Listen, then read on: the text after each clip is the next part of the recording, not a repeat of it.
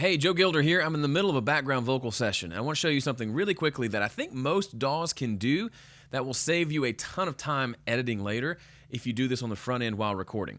So if you've ever recorded background vocals before, so I'm doing 8 parts in some sections of this song. So it's just a bunch of oohs over and over, but you probably do like I do a lot of times, where you just come in here, you find the spot, you hit record, you sing your ooh, and then you come back and you maybe start from the same spot, or maybe you listen back and then you click over here and you record that. Oops, you go to a new track, you record that one, ooh, and it sounds amazing.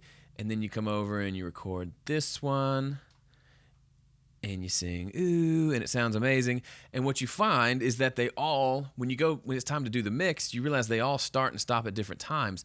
So you spend sometimes a lot of time coming in and like chopping these up and chopping off these ends and making sure you have your fades in the right spot. And it's not super time consuming, but if you do that, like in this song, for example, one song on an album, I've got these ooh parts in 3 different sections. So that'd be 3 different rounds of edit. In the to have them look like this, where they just come in and go out and there's no extra spot. You know, you don't want 8 people taking a breath going and that comes through your mix. So you usually cut that kind of stuff out, and coughing and stuff in between. So the way that I do it and the way most DAWs do it, Studio One calls it auto punch. It's called quick punch in Pro Tools, and I'm sure there's a fancy name for it in whatever system you're using. But it's really simple. This gray bar across the top is my loop point. I can turn that on to be a loop. I'm not using it as a loop here. I'm using it as an in and out marker for recording.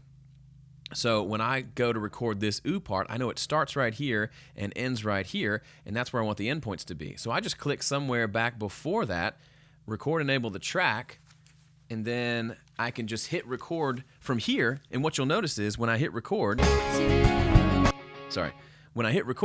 nothing happens. Why is it not recording? What's the problem? Well, boom, that's what happens. It starts recording at the beginning of this loop point, and then it will continue to recording.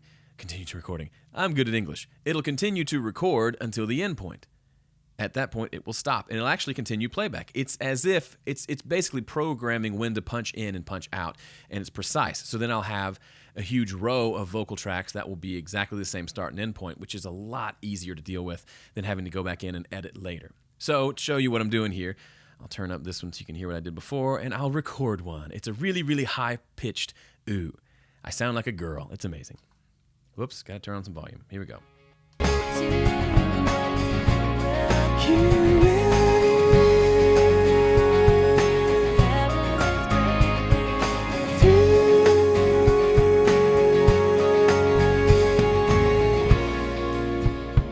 And there you go. I accidentally hit record again over here. And it is now, it is now recorded. And the end result, just if you want to know what that sounds like, will end up looking and sounding like this. So they're all together and they're all lined up. You will do.